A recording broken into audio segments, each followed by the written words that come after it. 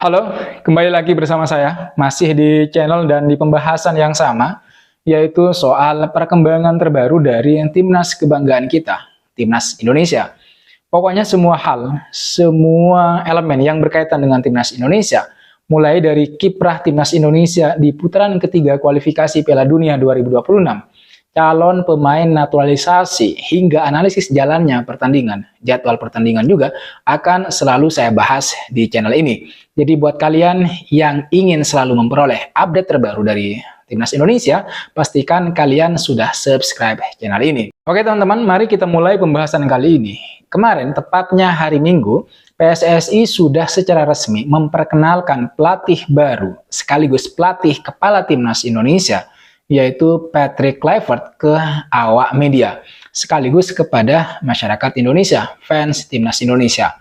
Patrick Kluivert didampingi oleh Danny Lanzat, sementara Alex Pastoor itu belum kelihatan di konferensi pers kemarin. Tapi meskipun begitu, Alex Pastoor tetap masuk ke dalam trio Belanda yang bakal membawa Timnas Indonesia lolos ke Piala Dunia 2026. Nah, datangnya Patrick Kluivert dan kedua asistennya di Timnas Indonesia itu akan memberikan semacam tanda bahaya buat tim-tim lainnya di grup C putaran ketiga kualifikasi Piala Dunia, terutama untuk Australia yang akan menjadi lawan pertama Indonesia di lanjutan putaran ketiga yang akan dilangsungkan pada bulan Maret mendatang. Ini sekaligus menjadi debut dari Patrick.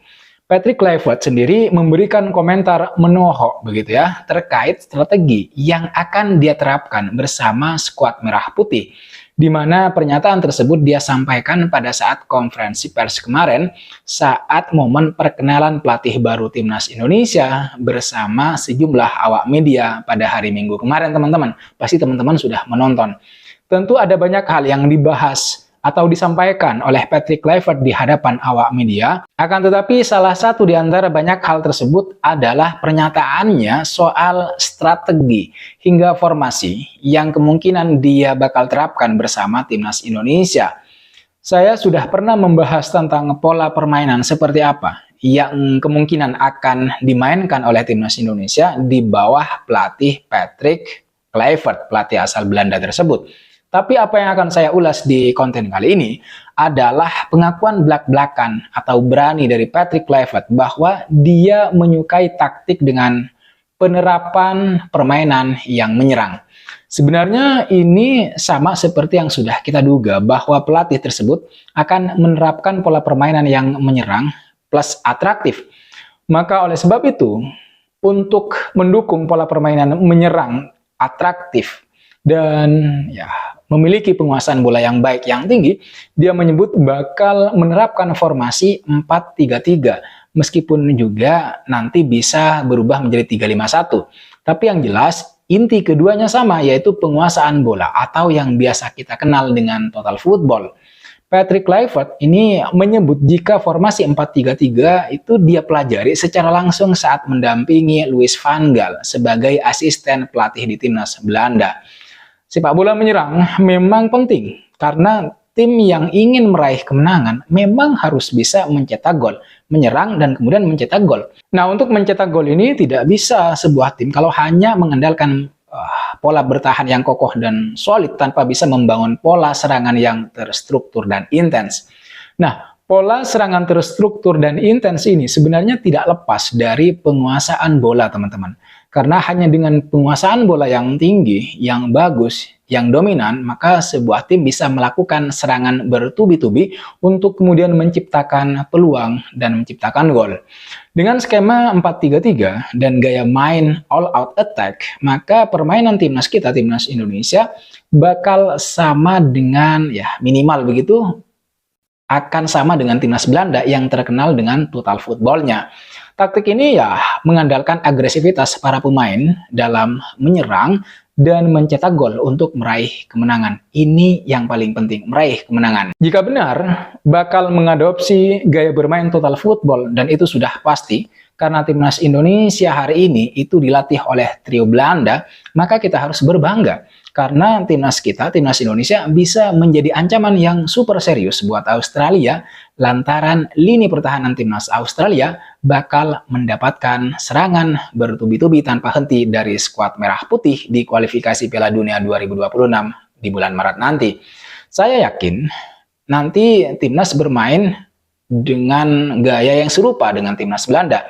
Total football, penguasaan bola yang sangat tinggi, dan pola serangan yang terskema dengan baik, dengan maksimal gitu ya, dengan sistematis. Meski nanti mau menerapkan formasi 4-3-3, namun Patrick Kluivert mengaku tetap akan memperhatikan begitu kecocokannya dengan para pemain timnas Indonesia saat ini.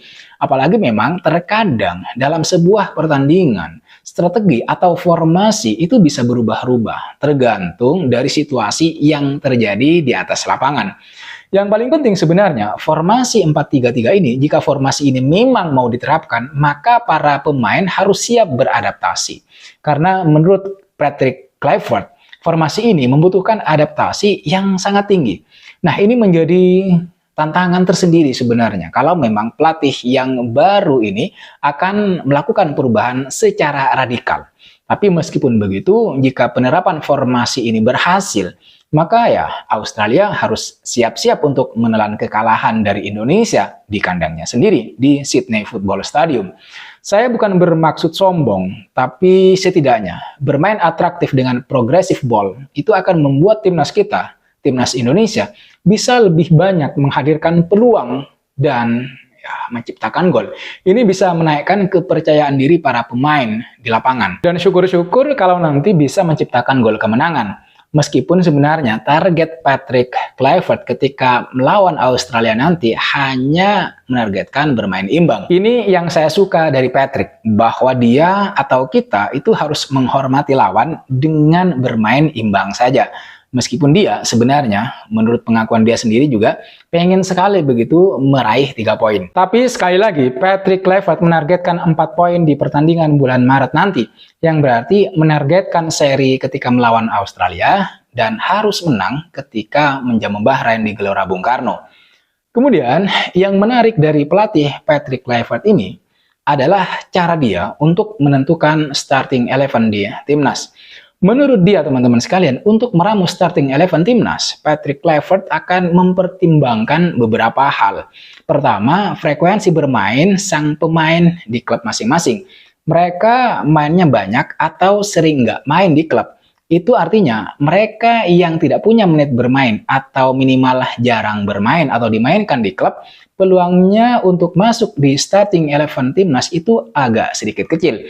Itu yang bakal menjadi pertimbangan pertama dari Patrick Kluivert. Kemudian pertimbangan yang kedua adalah stamina. Karena menurut Patrick Kluivert, kadang-kadang ada saja pemain yang mengaku siap dimainkan, siap bermain, padahal kondisi fisiknya kurang baik, kurang prima. Selain itu, ada juga faktor lain yang dipertimbangkan, yang masuk pertimbangan untuk mengambil keputusan siapa yang akan bermain, beberapa lama, dan di posisi mana. Itu menurut pengakuan Patrick Kluivert. Kita patut menunggu teman-teman sekalian bagaimana sebenarnya nanti Patrick Kluivert menjalani pertandingan debutnya, pertandingan pertamanya bersama timnas Indonesia.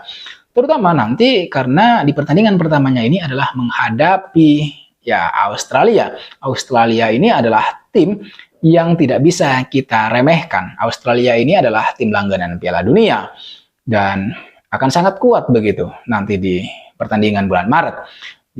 Walaupun nanti sebagai tim langganan Piala Dunia bukan menjadi jaminan bahwa tim tersebut akan meraih kemenangan, karena bisa saja Australia nanti bisa membuat kesalahan-kesalahan sendiri yang bisa menjadi kunci bagi kemenangan Indonesia.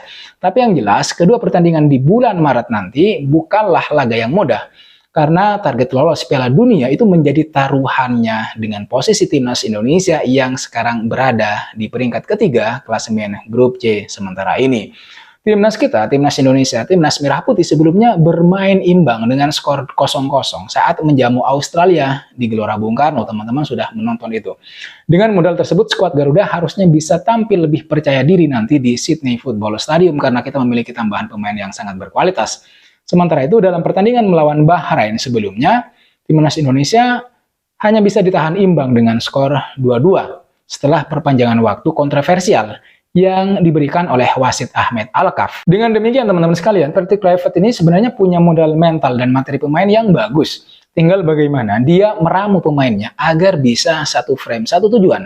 Patrick Kluivert mula-mula harus memenangkan hati para pemain, terutama di locker room, agar seluruh pemain memiliki frame dan tujuan yang sama. Selain daripada itu, tantangan berikutnya yang harus diselesaikan oleh Patrick Kluivert adalah memenangkan hati masyarakat, hati fans timnas Indonesia, di mana dia akan melakukannya dengan menunjukkan gitu ya, memperagakan permainan yang atraktif, permainan yang bagus, sehingga bisa menghasilkan hasil yang maksimal, terutama agar asa lolos ke Piala Dunia 2026 itu terus terjaga hingga putaran ketiga selesai. Kalau tidak berhasil lolos secara langsung, lolos secara otomatis ke putaran final, ya minimal timnas Indonesia harus bisa menempati peringkat ketiga atau peringkat keempat. Oke teman-teman sekalian, saya kira itu yang bisa saya bahas, yang bisa saya share di konten kali ini. Terima kasih buat kalian yang sudah menonton video ini sampai selesai. Dan terima kasih juga buat kalian yang sudah subscribe, buat kalian yang sudah memberikan komentar, kritik, saran, dan masukannya. Terakhir, buat kalian yang tidak pengen ketinggalan informasi, kajian, diskusi terbaru soal perkembangan timnas Indonesia, terutama di putaran ketiga kualifikasi Piala Dunia 2026, silahkan kalian subscribe dan sukai konten-konten yang ada di channel ini. Sekali lagi, terima kasih sudah menonton video ini sampai selesai. Jangan lupa like, komen, dan subscribe. Nyalakan notifnya. I'll see you on the next video.